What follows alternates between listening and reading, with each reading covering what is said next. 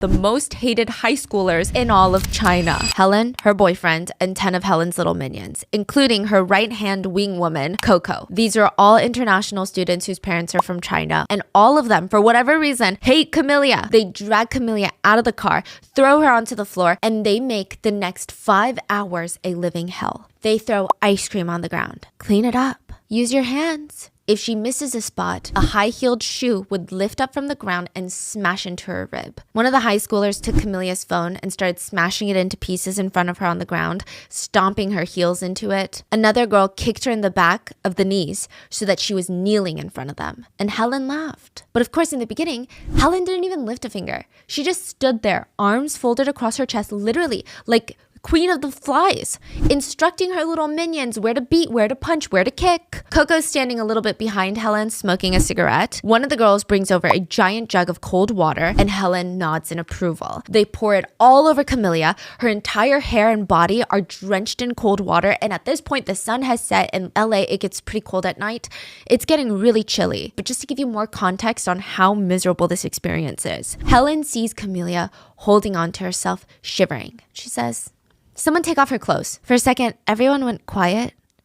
It's kind of an odd request. I mean, they never usually went that far. They would just beat people to a pulp, right? But getting them nude, it felt like it was crossing some sort of new barrier. Coco straightened her shoulders and said, "I'll do it." She asked 2 of the other girls to hold Camellia's arms while she was kneeling on the ground, and Coco forced all of her wet clothes off of her. So now Camellia is kneeling in the cold, completely nude, in a public park. So Coco removed the cigarette from her mouth, stared at it, smirked, walked over to naked Camellia and started burning it all over her chest and her nipples. She would hold it in place, waiting for Camellia to scream or cry, but she would not. One of the girls notices that Helen is losing her patience, and in an effort to prove herself to the queen, she brings out her lighter and suggests they just light Camellia on fire. Helen smiles and nods.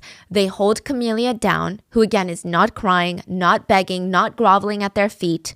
They try to light her hair on fire, but because these monsters, these people, had just soaked her completely in water, it doesn't work. Helen stared at all the parts of Camellia's chest that were basically burned and mutilated by Coco, but it just wasn't enough, because now Helen's thinking, she could hide these behind clothes. She could wear clothes to school tomorrow and no one would know. If we can't light her hair on fire, let's just cut it all off. She turns to her boyfriend and asks him to go home to fetch a pair of scissors. He leaves, goes home to fetch a pair of scissors, brings it back. And finally, Helen kneels down, stares at Camellia's face, and she just starts roughly chopping off all her hair, throwing it onto the dirty, sticky, ice cream melted gravel beneath Camellia, and tells her, "Eat it. I'll let you go home if you eat it all." Camellia freezes, still no tears, no begging. She goes to grab a fistful of hair with her hands, but they stop her. And Helen says, "With your mouth.